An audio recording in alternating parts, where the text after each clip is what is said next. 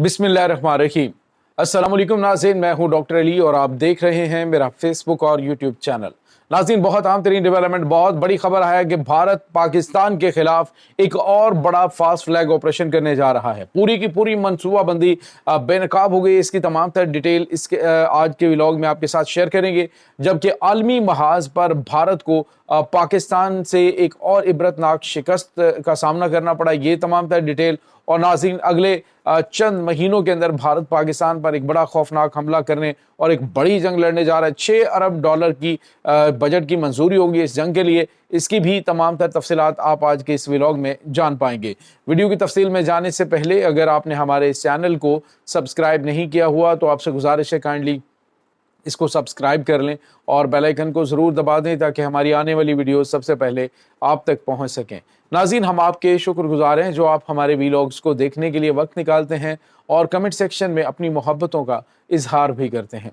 नाज़रीन, इस वक्त सिचुएशन जो है वो पाकिस्तान और भारत के दरमियान दोबारा से गर्म होती हुई दिखाई दे रही है। वैसे पहले भी जब भारत ने खुद अमरीकी सदर डोनाल्ड ट्रंप के तरले करके ये जंग बंदी करवाई थी, तो उसके बाद से लेकर भारतीय अवाम का बहुत ज़्यादा प्रेशर कि तुम जो अखंड भारत का मंसूबा लेके फिर रहे हो, वो अखंड भारत का मंसूबा तो बढ़ गया, क्योंकि पाकिस्तान ने तुम्हें घुसकर इस अंदाज से मारा है कि तुम्हारी एयर बेसेस, तुम्हारे एयर डिफेंस सिस्टम, तुम्हारे राफेल तैयारे, तुम्हारे S-400 सारे के सारे धरे के धरे रह गए, जिनके बारे में बड़े बड़े दावे किए जा रहे थे। और अब नाज़रीन, आपको मैंने बताया कि किस तरह से जो इसके सोर्स कोड हैं इनको दोबारा से देने से इनकार कर दिया है। और इसने पहले तो राफेल तैयारों के हवाले से और अब नाज़रीन S-400 एयर डिफेंस सिस्टम की मेंटेनेंस के हवाले से भी रूस ने हाथ उठा लिया है कि इनको हम जितनी भी जदीद टेक्नोलॉजी दे दें तो ये जो है वो किसी खाते के नहीं रहेंगे। दूसरी जानिब आपको ये बताते चले नाज़रीन कि एक और बड़ी और अहम तरीन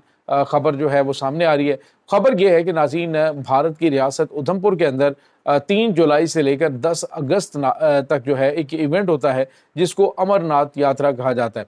नाज़रीन, अमरनाथ यात्रा जो है जिसमें हज़ारों की तादाद में बल्कि लाखों गए तो गलत नहीं होगा, ये जो यात्री हैं यहाँ पे आते हैं और ये इनकी मजहबी जो रसूमात हैं वो अंजाम देते हैं।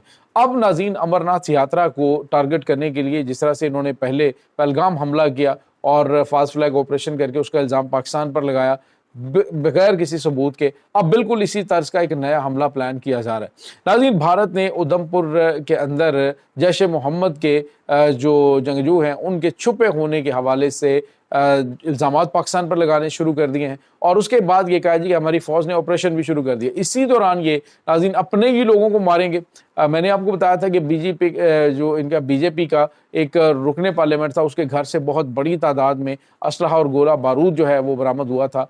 यानी मेरे ख्याल में 750 किलोग्राम का गालिबन ये फिगर था, एग्जैक्ट मुझे याद नहीं है, लेकिन तकरीबन 700-750 किलोग्राम का धमाका खेज मवाद था जिसको डेफिनेटली इसी तरह के इवेंट्स में इस्तेमाल करने के लिए लेके जाया गया था और वो पकड़ा गया था। अब बिल्कुल इसी तरह के कोई हमले किए जा सकते हैं और कहा जाएगा ये पाकिस्तान से मुंसलिक जैश मोहम्मद की जानिब से किया गया है और या फिर किसी और तंजीम के ऊपर इल्ज़ाम लगा के पाकिस्तान के साथ जंग शुरू करने की प्लानिंग की जा सकती है। और इसी वजह से अभी से भारतीय मीडिया के ऊपर भारतीय ऑफिशियल्स ने पाकिस्तान के खिलाफ इल्ज़ामात का सिलसिला शुरू कर दिया गया है।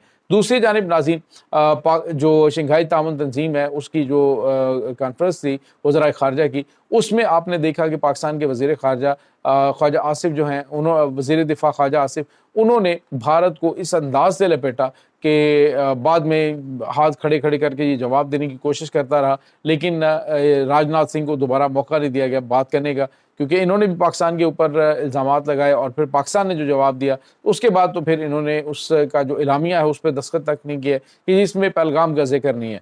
तो बहरहाल पाकिस्तान जो है उसने इसे आलमी फॉर्म पे जलील करके रख दिया है और इसके पास ना तो कोई सबूत होते हैं ना कोई इसके पास मौक़िफ़ होता है, सिर्फ़ और सिर्फ इसका काम इल्ज़ामात लगाना होता है। ये जंगी जुनून को हवा देने वाला मुल्क है और यही कुछ जो है वो इस वक्त भारत की जानिब से किया जा रहा है। अब उधमपुर में इतनी बड़ी तादाद में जो यात्री हैं उनको निशाना बनाया जाएगा और उसका इल्ज़ाम पाकिस्तान पर लगा कर फिर से फास्ट फ्लैग ऑपरेशन किया जाएगा। और नाज़रीन, इंटेलिजेंस इत्तलात ये भी हैं कि भारत जो है उसने तकरीबन $6 अरब के दिफाई मुआहदे किए हैं और अमेरिका से और इसराइल के साथ कुछ अहम तरीन दिफाई जो चीज़ें हैं वो इन्होंने हासिल की और इसके लिए 6 महीने का ٹائم ہے. یعنی اتنی تیزی کے ساتھ اگر بھارت ان منصوبوں کے لیے 6 ارب ڈالر کی منظوری دے رہا ہے تو مطلب آپ سمجھ سکتے ہیں کہ کتنے بڑے لیول کی اس وقت پاکستان اور بھارت کے درمیان جنگ کے سائے منڈلا رہے ہیں. یہ ناظرین آپ ذہنی طور پہ تیار رہے کیونکہ بھارت اس وقت بوکھلایا ہوا ہے, اپنی شکست سے دل برداشتہ ہے. اور دوسری جانب چونکہ امریکی صدر ڈونلڈ ٹرمپ نے کہا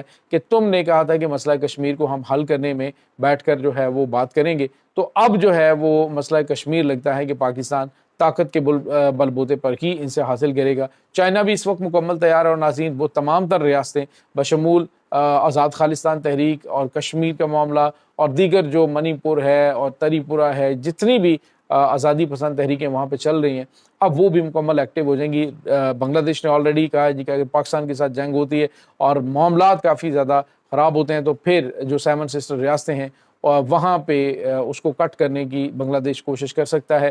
تو یہ بھی ناظرین کچھ خطرات موجود ہیں, یعنی ایک بڑے اسکیل کی جنگ جو ہے وہ شروع ہو سکتی ہے.